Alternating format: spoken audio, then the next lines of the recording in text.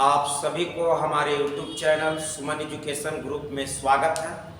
और हम लोग क्लास जो चल रहा है वो 12 के केमिस्ट्री हो चाहे 11 के केमिस्ट्री हो, बेसिक क्लास चला रहा है। अभी 2 क्लास दिए, आज तीसरा क्लास है। तो चलिए हम लोग बेसिक में तीसरा क्लास में आज का क्लास प्रारंभ कर रहे हैं। तो सबसे पहले आपको एक टॉपिक पढ़ा के तब एल्केन पढ़ाएं। तो सबसे पहले आप जानिए जीवन शक्ति का सिद्धांत, विटल फोर्स थ्योरी। जीवन शक्ति का सिद्धांत, जीवन शक्ति का सिद्धांत, विटल फोर्स थ्योरी।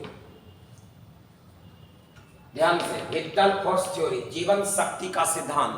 तो जीवन शक्ति का सिद्धांत क्या है, इसके बारे में आप सुनिए अच्छा से। सबसे पहले तो कार्बनिक यौगिक का निर्माण, शुरुआत में ऐसा अवधारणा था, शुरुआत में कि कार्बनिक यौगिक कहते हैं किसको? कार्बन से निर्मित यौगिक को कार्बनिक यौगिक कहते हैं।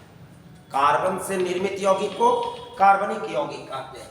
और शुरुआत में कार्बनिक यौगिक का निर्माण, कार्बनिक यौगिक सिर्फ जीवधारियों से प्राप्त होता था। जीवधारियों माने पेड़ पौधे, जीव जंतुओं से, ऐसा था शुरुआत में ऐसा था कि कार्बनिक यौगिक का निर्माण सिर्फ जीवधारियों से होगा। और ये बोलने वाला व्यक्ति का नाम है वर्जिलियस ने सबसे पहले बताया कि कार्बनिक यौगिक केवल जीवधारियों से प्राप्त होगा। इसको प्रयोगशाला में बनाया नहीं जा सकता है, इसे प्रयोगशाला में नहीं बनाया जा सकता, प्रयोगशाला में नहीं बनाया जा सकता है। ये कौन बात ही बोल रहे हैं? वर्जिलियस। और इस सिद्धांत के नाम पड़ गया जीवन शक्ति का सिद्धांत। क्या है? शुरुआत में कार्बनिक यौगिक का निर्माण सिर्फ जीवधारियों से होगा, प्रयोगशाला में बनाया नहीं जा सकता। परंतु बोहलर, इनका शिष्य का नाम है बोहलर ने पहली बार प्रयोगशाला में एक कार्बनिक यौगिक बनाया जिसका नाम है यूरिया। पहला कार्बनिक यौगिक परीक्षा में दे देगा कि पहला कार्बनिक यौगिक कौन है, तो यूरिया। अब बनाने वाला व्यक्ति बोहलर, एक वर्जिलियस के चेला था, शिष्य था। वर्जिलियस के शिष्य का नाम बोहलर, और बोहलर ने यूरिया का निर्माण प्रयोगशाला में निर्माण करके पहला कार्बनिक यौगिक बनाया। पहला कार्बनिक यौगिक को प्रयोगशाला में बना करके और जीवन शक्ति के सिद्धांत को अंत कर दिया। जीवन शक्ति का सिद्धांत क्या है? तो शुरुआत में कार्बनिक यौगिक का निर्माण सिर्फ जीवधारियों और पेड़ पौधों से प्राप्त किया जा सकता है, इसे प्रयोगशाला में बनाया नहीं जा सकता है, जिसे जीवन शक्ति का सिद्धांत कहते हैं। परंतु वर्जिलियस के शिष्य बोहलर ने प्रयोगशाला में यूरिया का निर्माण करके जीवन शक्ति के सिद्धांत को अंत कर दिया। उसके बाद एक व्यक्ति का नाम है बर्तले ने प्रयोगशाला में मीथेन बना दिया, मीथेन CH4 बना दिया।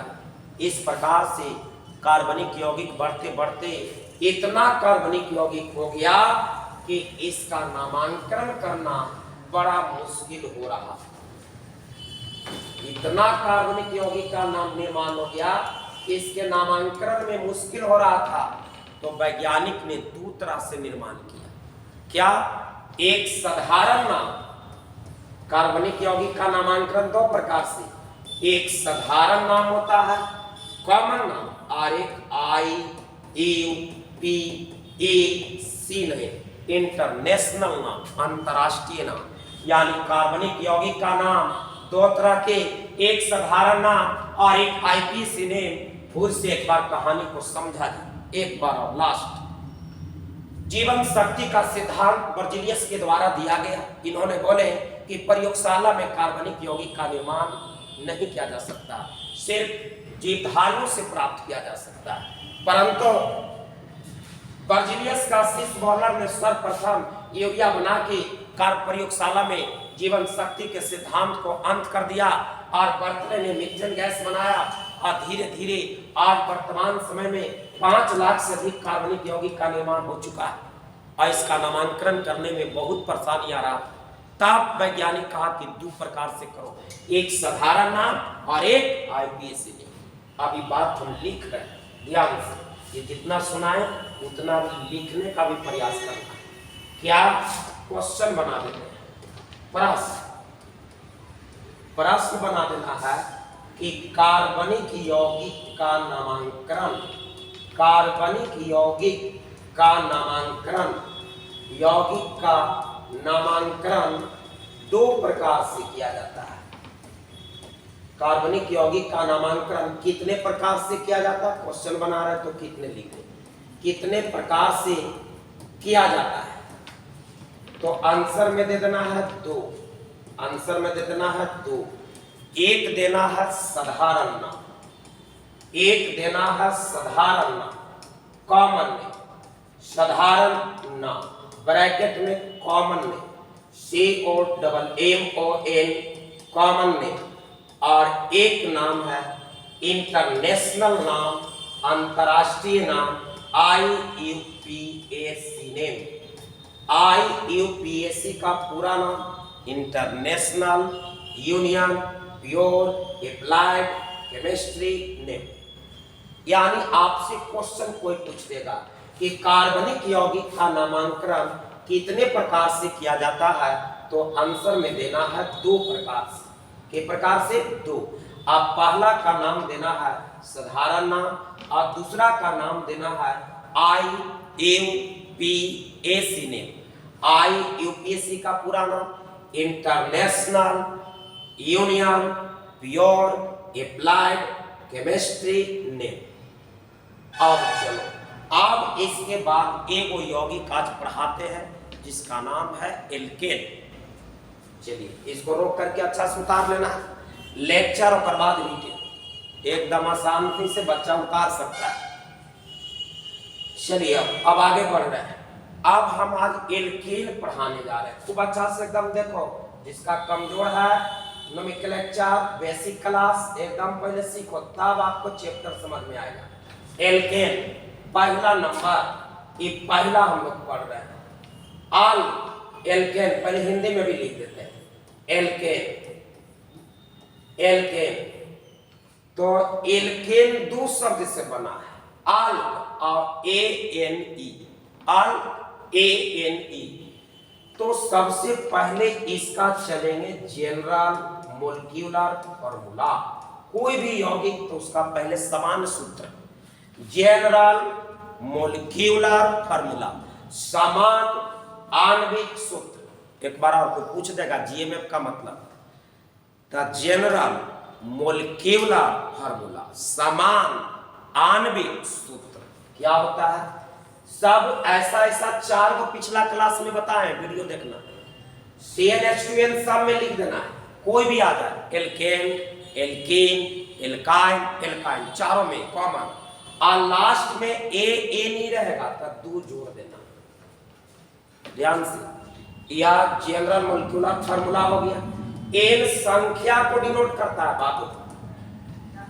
आप बताओ इसके बाद कार्बनिक यौगिक का नामांकन 2 प्रकार से। तो सबसे पहले चल रहे कॉमन नेम, कॉमन, दम आराम से सीखो। कॉमन नेम, साधारण नाम कैसे लिखाता है? तो सबसे पहले रूट बर्ड्स, रूट बर्ड्स कहते हैं किसको? पिछले क्लास में बताएं, कार्बन की संख्या को रूट बर्ड्स कहते हैं या मूल शब्द कहते हैं, और रूट बर्ड्स में ANE जोड़ देना। कॉमन नेम अभी बताएं कि कॉमन नेम क्या है, IPS नेम, इसीलिए तो पहले बता दिए। अब आ जाओ, दूसरा नंबर है अंतरराष्ट्रीय नाम कैसे इसका लिखा गया एल्केन से, IUPAC नेम। और IPC नेम जो होगा उसमें सबसे पहले एकदम सेम रूल, दोनों का सेम रूल है, रूट बर्ड्स अब प्लस ANE।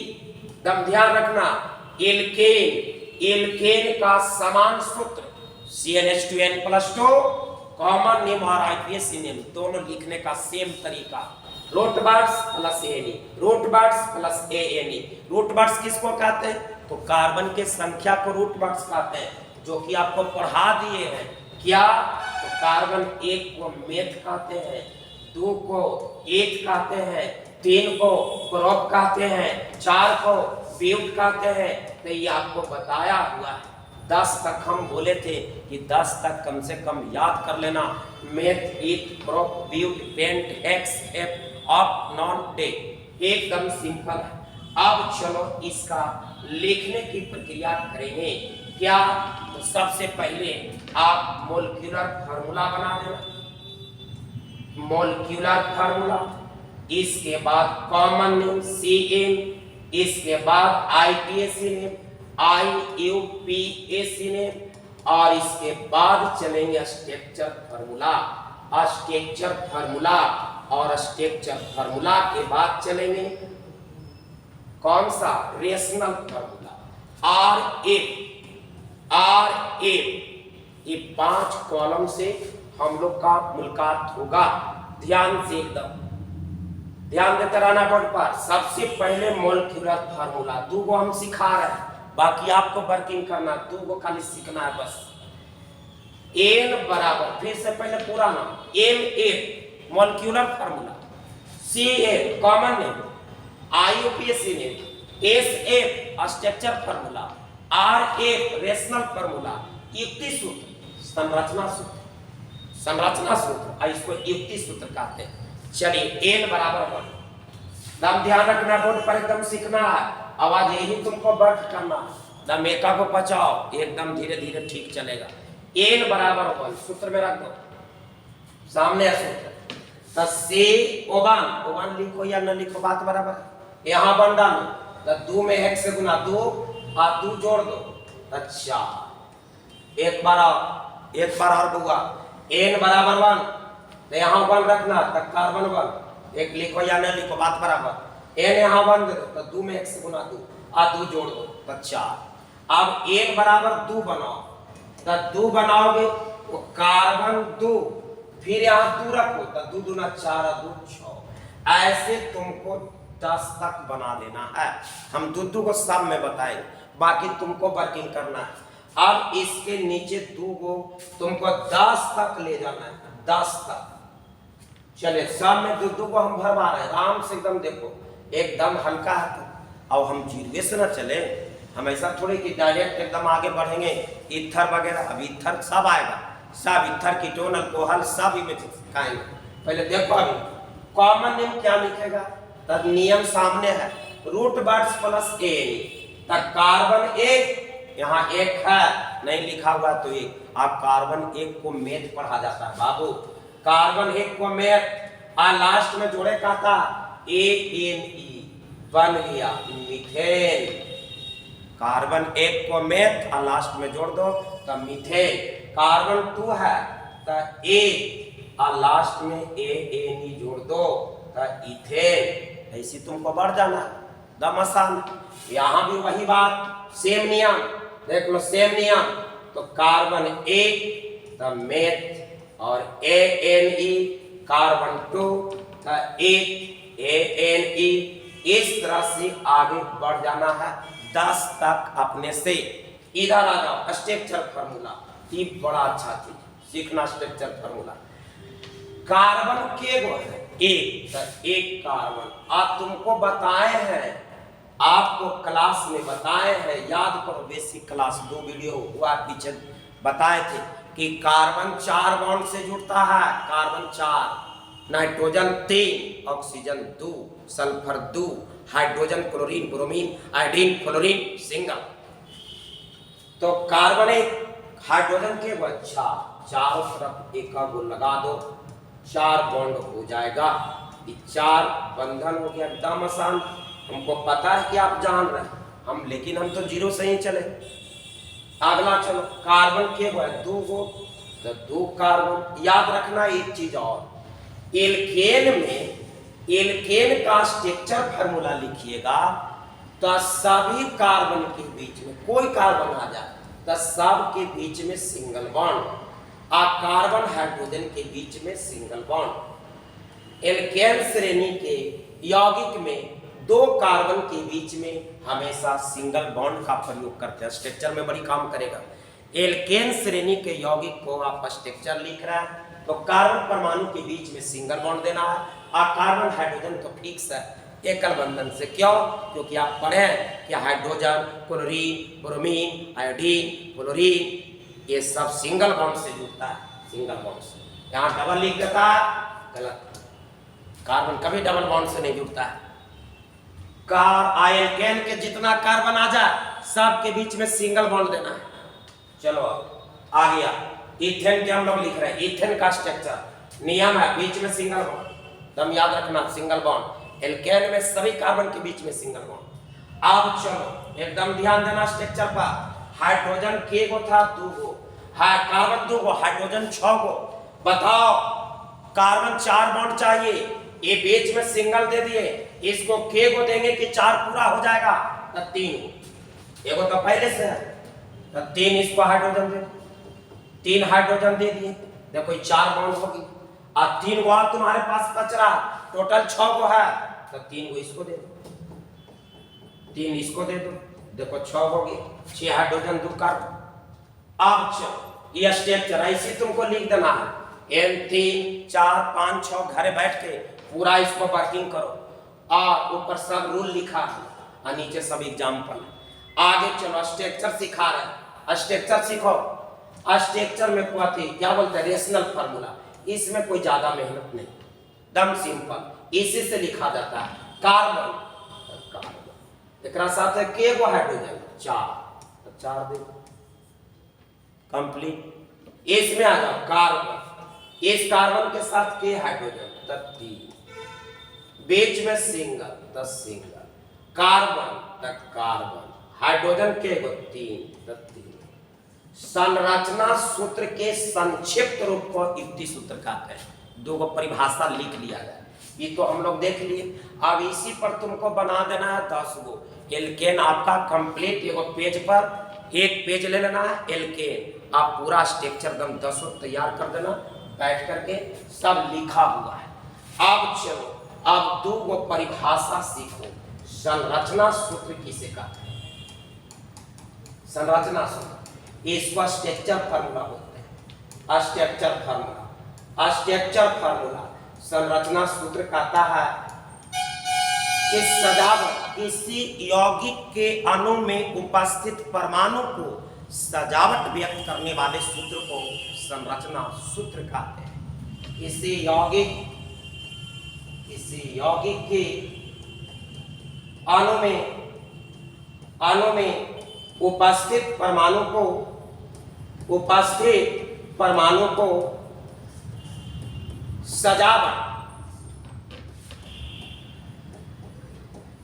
सजावट व्यक्त करने वाले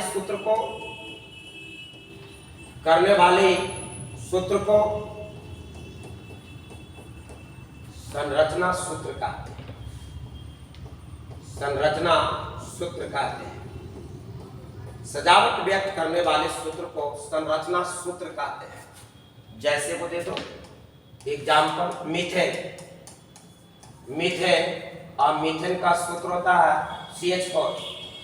इसको व्यक्त कर दो कार्बन हाइड्रोजन 4, इस संरचना सूत्र देखो परिभाषा के नीचे दे देना। तब हल्का परिभाषा इसको कॉपी में लिख देना।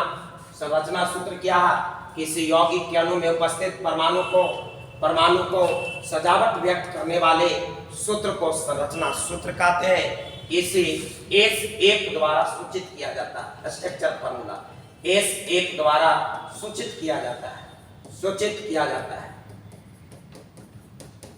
तो चलिए ये आपका परिभाषा कंप्लीट हो गया है।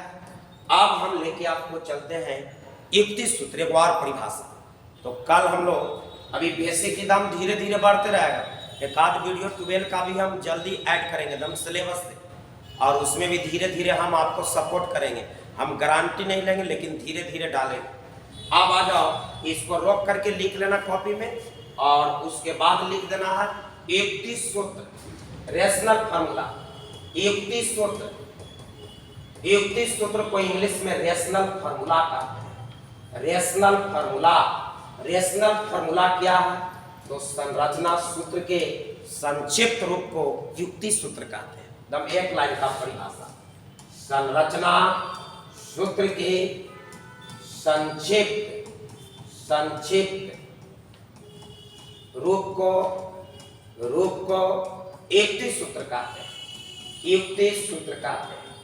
युक्ति सूत्र कहते हैं।